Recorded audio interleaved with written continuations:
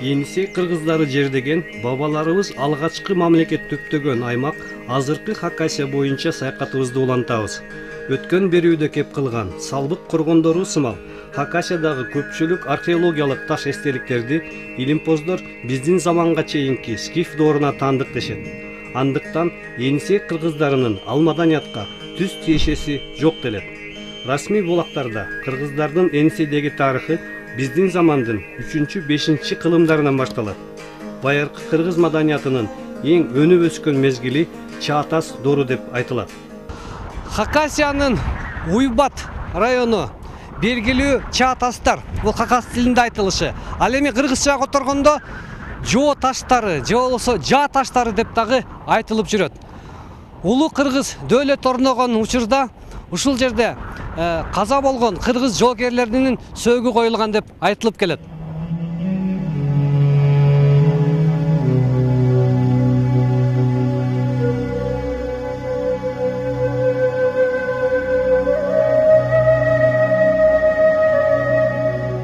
Не связано уже непосредственно с нашими кыргызскими предками. Кыргыздарга түз тиешеси бар делген эстеликтер Чаатас бейиттери. Алар скиф доорундагы коргондордон айырмаланып турат. Алар чоң узун таштар менен коргондолгон дөбө көрүстөндөр. Хакасчалар Чаатас делет. Согуш таштары деп которулат. Сиздерче жоо таш. Чындыгында алар аябай эле өзгөчөлөнүп турушат. Хакастар аларды ыйык тутуп табынышат. Себеби дегенде алар биздин ата бабаларыбыз болгон кыргыздарга таандык. Алар эмне себептен мындай аталып калган? Уламыштар боюнча биздин балбан билек баатырлар бул жакты басып келген монгол жоокерлерине ыргытышкан таштар ошентип сайылып калган делет. Ушундай кызык түшүндүрмөсү бар. Чындыгында бул биздин баатырлардын душмандарына ыргыткан таштар эмес, көрүстөндөр. Алар биздин замандын 5-9 кылымына, улуу кыргыз хандыгы учуруна таандык. Алыстан караганда бир укмуш жерден таш карагайлар өсүп тургандай көрүнөт. Чындап эле Паски аралындагы таштарга да окшошуп кетет. Топ-топ тизилген, төбөсү көк мелжиген, айрымы кыйшайган катар таштар. Ар тарабынан казылган көрүстөндөр. Бул бейиттер 5-8 кылымдарда кеңири таркаган тарыхка кыргыз маданиятынын археологиялык эстеликтери катары кирген. Аларды алгачкы кыргыз культурасы десе да болчудай. Чаатастардын асты туурасынан жаткырылган таштардан куралган. Алар тегерек, же 4 же көп буруштуу формасында коюлган. Тышына тикесинен тургузулган узун таштар орнотулган. Таш коргондордун диаметри аркыл 5 метрден 40 метрге чейин жетет. Чоң коргондордун тышына атайын кире бериш катары 2 бийик таш орнотулгандары да бар. Ал эми көрүстөндөрдүн ички түзүлүшүн музейлерден гана көрсө болот. Бул байыркы Енисей кыргыздарынын баатырларынын көрүстөнү.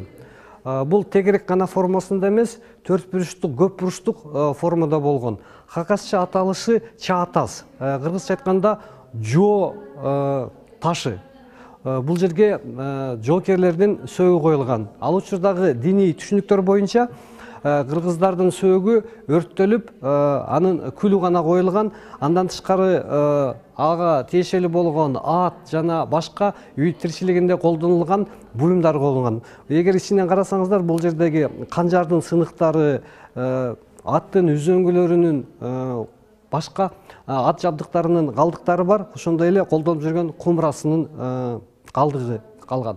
Енисей кыргыздарынын тарыхы жана маданиятынын көпчүлүгү ушул көрүстөндөрдөн казылып алынган археологиялык табылгалар боюнча изилденген.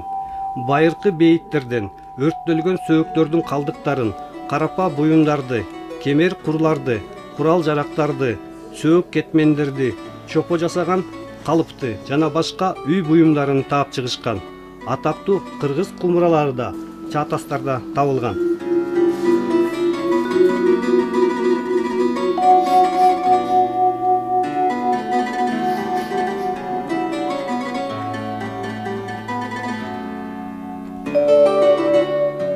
Хакас окумуштуусу Кызыласовдун эсептөөлөрү боюнча Хакасиянын аймагында жалпысынан 60 Чаатастар бар. Мындай таш эстеликтер коюлган көрүстөндөр Алтай, Енисей, Тува, Монголия аймактарында да табылганы маалым. Жергиликтүү элдер илгертеден бери аларды кыргыз сөөктери же кыргыз хур дешери белгилүү. Көпчүлүк Чаатастар кыргыз каганатынын түптөлүп, анан күчтөнүп турган мезгилинде 5-10 кылымдарда курулган. Борбор Азияга үстөмдүк кылган учурда көп кыргыз кыргын тапкан көрүнөт. Бул кылымдарда кыргыздарга тиешелүү деген таш айкелдери башкаларга караганда арбын. Ал кезде кыргыздар отко табынышкан. Отту эң улуу, эң таза, аруу көрүшкөн. Отко от эне деп сыйынышкан. От бардыгынан тазалайт, жаман иштерден, күнөөлөрдөн айрылтат деп өлгөн кишинин сөөгүн отко беришкен. Дүйнөдө рун сымал байыркы түрк жазуулары деген аталыш менен белгилүү жазуулар батыш окумуштуулары тарабынан биринчи жолу дал ушул Уйбатта табылып ачылган. Ошондо байыркы скандинав, герман жазууларына окшоштурулуп рун аталып калган. Аларды ким ойлоп тапкан?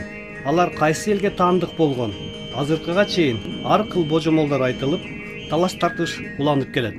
Биз ушул Тоолуу Алтайды, Какасияны, мынау Туваны кыдырып жүрүп, Батыш Монголия, дегеле Түштүк Сибир, Борбордук Азиядагы ушундай таштагы эстеликтердин баарын карап жүрүп бир ойго келдик да.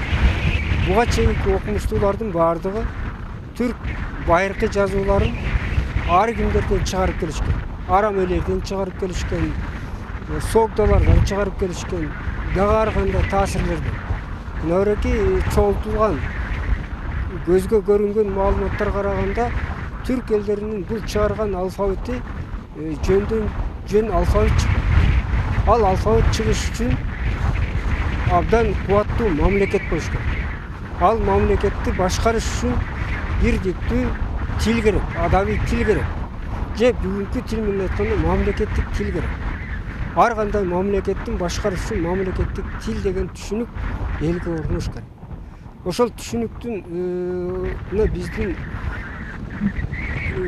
мына бүгүнкү күндөн эсептей турган болсок 1500 жыл, 1600 жыл, балким андан да мурдараак убакыттардан бери ошол элдин түшүнүгүндө көп эн тамгалар, уруу тамгалары, эл тамгалары, урук тамгаларынын баардыгы жүрүп отуруп, булар тамгага айлангандыгын байкоого болот да.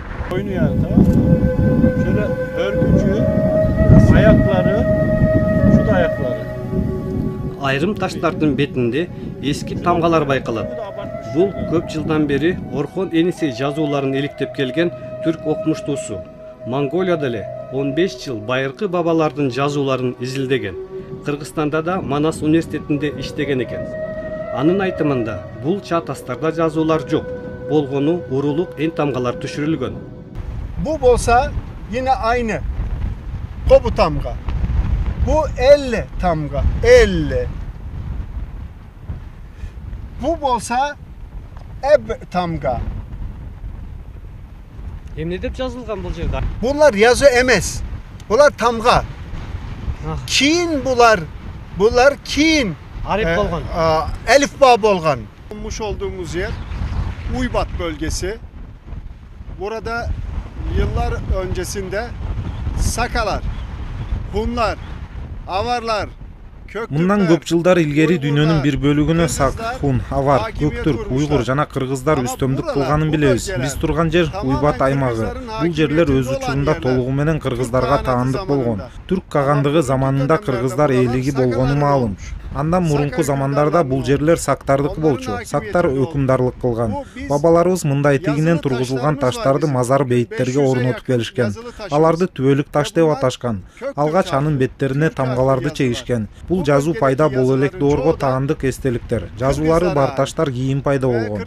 Ушундай урулук тамгалардын негизинде өзүбүздүн алфавитибиз түптөлгөн. Аны көктүрк алфавити дейбиз. Рун сымал жазуулар. Азыр дүйнөдө 500гө жакын биздин байыркы жазуулар түшүрүлгөн таштар бар. Ал жазууларда жалпысынан 159 тамга колдонулат.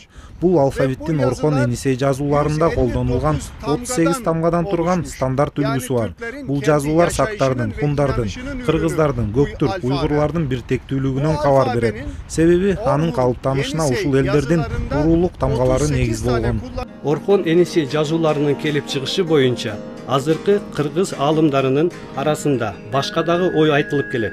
8-чи кылымдын башында түрк каганы Орхон боюнда кыргыздарга көрүстөнгө балбал тургузууга, таш бетине өз тилинде кирез жазууга тыюу салган.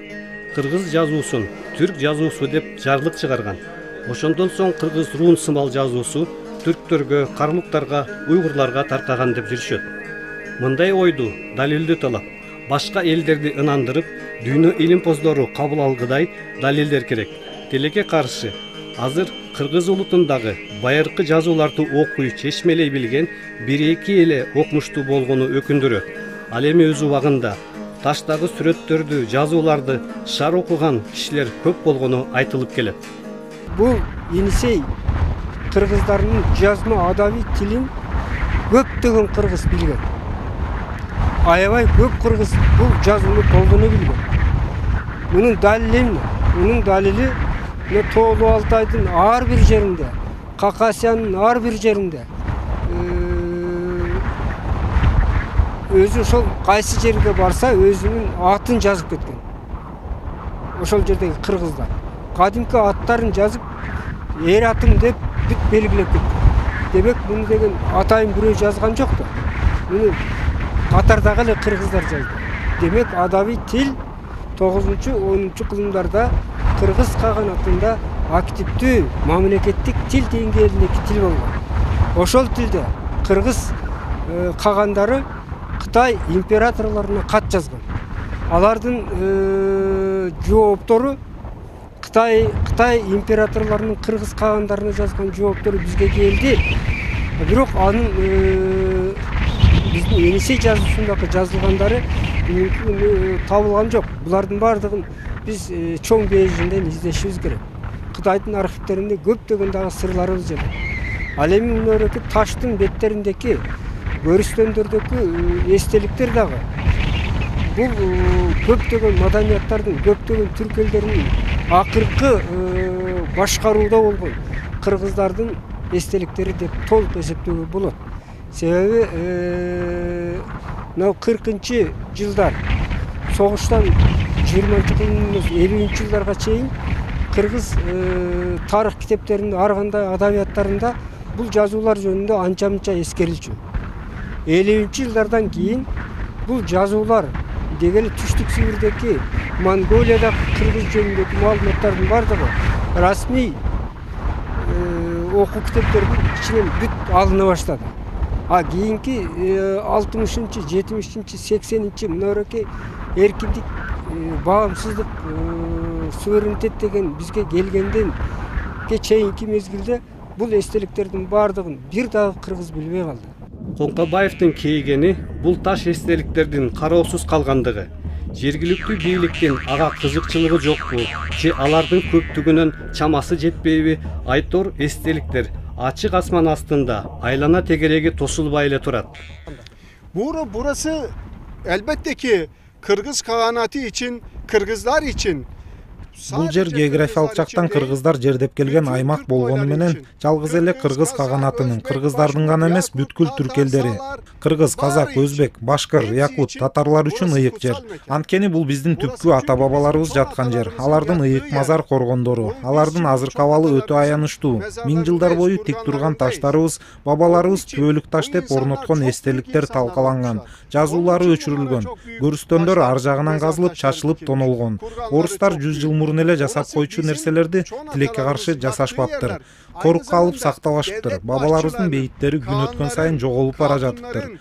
Ошондуктан кыргыздар баш болуп бардык түрк элдери, казактар, Анадолу түрктөрү, өзбектер, түркмөн, татар, башкыр, тува, хакастар төш болуп, буларды сактап калуунун аракетин көрүшүбүз керек. Ар тарабынан колдоп ЮНЕСКОга кайрылып, анын алкагында болсо да коруп калып сактап калышыбыз милдет.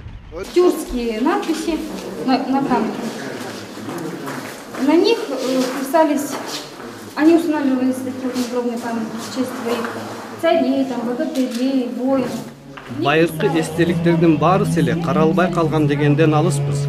Эң баалуу делгендери музейлерде жыйналган. Жалпысынан Хакасия, Минусинск аймагынан кыргыздарга тиешелүү делген 82 жазуулары бар таш эстеликтери табылган.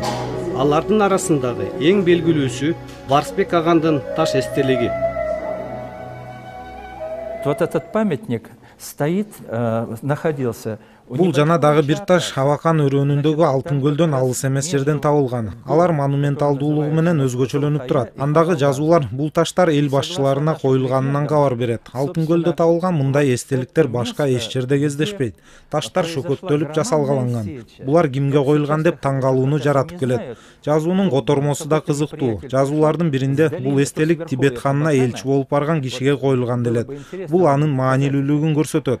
Кляштарный деген түркбөлөк окуп, бул таш Барска, тактап айтканда Барсбекке орнотулган эстелиги экенин айткан. Ошондуктан акыркы мезгилде бул Барсбектин эстелиги деген ишеним күч болуп келет. Дагы эмне үчүн бул ташты Барсбектики дейбиз? Себеби бул эстелик Кызыл Кая жана Ханул Базы деген тоолордун ортосундагы чаа тастарда табылган. Биздин уламыштар боюнча ал жерде чоң салгылашуу болгон. Абакан суусунун тоодон өзөнгө чыккан жери. Ал жер Хакасча Сос белтери, Яз сөөктары делет.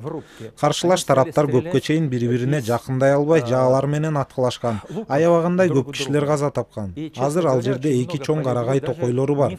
Уламыштар боюнча алар аттардын сөөктөрүнөн, адамдардын канына сугарылып өскөн делет. 711-жылы ошол жерде орун алган биздин кыргыздар менен көк түрктөрдүн ортосундагы салгылашууну эскерүүгө коюлган таштар деп ойлойм. Бул таш эстелик 1878 жылы Хакасиянын Бей районундагы Алтын көлдүн жанында табылган. Анда кыргыз каганы Барсбек жөнүндө айтылганы тууралуу биринчилерден болуп орус окумуштуусу Сергей Кляшторный чечмелеп чыккан. Эпитафияда хан тукумунан болгон Барсбектин эрдиги жөнүндө айтылат. Мен Барсбек жер бетинде көргөндөрүмө, иштериме жана эрдигиме тойгон жокмун деп кыргыз каганы дүйнөдөн эрте кеткени айтылат. İlmke ilimke mamleketime örtümü erttim kettim деген бүгүнкү кыргызчадагы кеттим деген 9 кылымдагы кыргыз адаби тилинин үлгүлөрү. Сергей Кляшторный окуган, Барсбек деп окуган жазуу ушул. Кыргыздын түз кыргызга тиешелүү деген аты көргөзүлгөн эстеликтин өзү дагы ушул. Бул кыргыздын Барс деген уруусунан чыккан каганга эл башчысына коюлган эстелик. Эми бул эстелик жөнүндө ар кандай окумуштуулар окуган. Бирок бул мунун ичиндеги дагы тартышыла турган айрым маселелер бар. Алардын бардыгы кайрадан окулуп, кайрадан ар бир эпиграфикалык белгилердин бардыгы аныкталып, такталып, дагы эл журтка бул таштакы жазуулардын эмне жөнүндө экендигин ар бир тамгасына чейин, тыбышына чейин кайрадан жасап чыксак деген ниет менен Жеңгиз Алжылмаздын тобу азыр бул иштердин баарын жасап атат. Бул жерде айта турган нерсе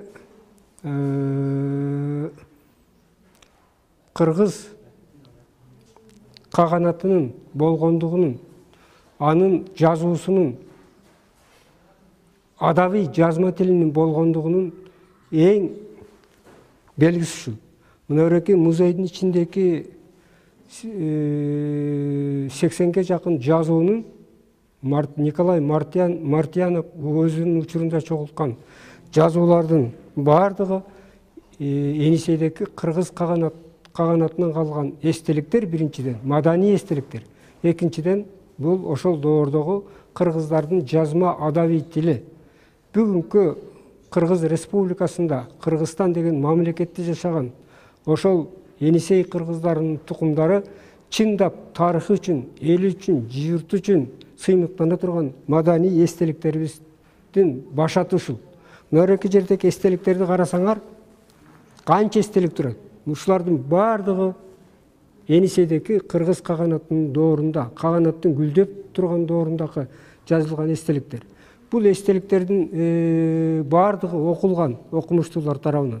Өзгөчө кийинки кездерде окуган Игорь Кармушиндин бул байыркы эстеликтерге жасаган мамилесин өзгөчө белгилесек болот. Ал эми кыргыздардын орто кылымдардагы байыркы тарыхындагы жана ошол тарыхтагы социалдык абалындагы маселелердин бардыгын кайрадан изилдеп, биздин чыныгы маданиятыбызды, чыныгы тарыхыбызды колдонгон, ошол доордо колдонулган чыныгы нукура адабий тилибизди бүгүнкү кыргыз журту өзгөчө жаштардын такыр кабары жок десек болот. Мына ушундай улуу мурастан бизди айырган доор өттү. Кыргыз мамлекети өзүнүн эркин жашап аткан мына 20 жылдыгынын алдында бул тарыхый бай мурасты элге кайтарып берүү бүгүнкү окумуштуулардын кечиктирилгис милдети деп эсептейм. Эгерде биздин Кыргызстандын тарыхында жана кыргыз элинин тарыхында бул маданият чагылдырылбаса, окутулбаса, биздин келечегибиз да жакшы болбойт. Ошондуктан байыркы аталарыбыздан калган мурасыбызды мындан ары коруп, мындан ары булардын кыргыз жаштарына биздин келечегибизге үйрөтүшүбүз керек. Мына патриоттуулук деген, мекенчилдик дегендин бардыгы дал ушундан башталыш керек.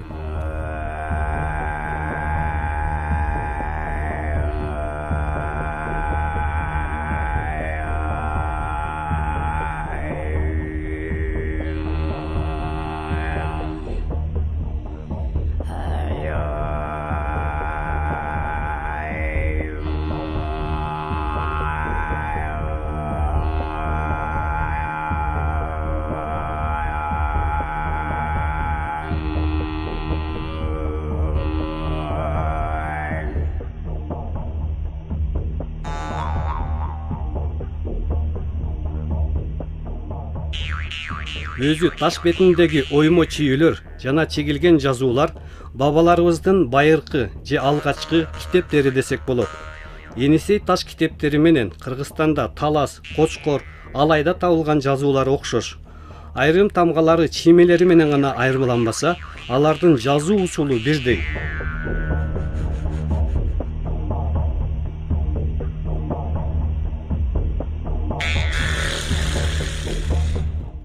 Бүгүнкү берүүбүздүн соңунда Хакасиядагы Кыргыз деген аталыштагы жер суулар жөнүндө кеп кылмакчыбыз. Бутанаевдин айтымында азыр жалпысынан 20дан ашык Кыргыз же Хакасия Кыргыз деген жер суу аттары бар. Кыргыз көлү Хакасиянын түндүгүндө жайгашкан. Кыргыз аргылары, аргычагы деп бабаларыбыз казган арык каналдар аталат. Чоңдору Кыргыз кобу делет. Кыргыз сук деген аталышта Хакасияда 5 дайра бар. Кара суу деп хакастар, булактарды аташат. Кыргыз чул, Кыргыз өзөнү деген жер азыр деле бар. Кыргыз көдүрүзи, Кыргыз сазы, Уз дайрасынын бою, уламыштар боюнча түштүккө ооп кеткенге чейин кыргыздар ушул аймакты жердешкен. Наиболее устойчивые названия – это, конечно, гидронимы, то есть названия рек. Эң туруктуу аталыштар бул гидронимдер, көл суулардын аттары. Биздин Хакас-Минусинск аймагында Кыргыз сук деген кыргыз суулары, кыргыз өзөндөрү бар. Мисалы Абакандын бир куймасы ошентип аталат. Коңшулаш Тоолу Алтайдын тургундары биз жакты кыргыз жери деп аташчу. Түндүктөгү Орук көлүнүн Чулумга кошулган куймасы да Кыргыз чул, кыргыз өзөнү деп аталат. Андан ары Томск областында Кыргыз кул деген көл бар. Ал жакта Чулум хакастары жашайт. Бирок алар азыр Чулум түрктөрү деп аталып калышты. Ал жакка барганда сурадым эле, эмнеге мындай аталып калган деп. Алар мага бир кызык түшүндүрмө беришти. Байыркы замандарда Чулумдун өр жагынан бул жакка кыргыздар келишчү экен, салык чогултканга.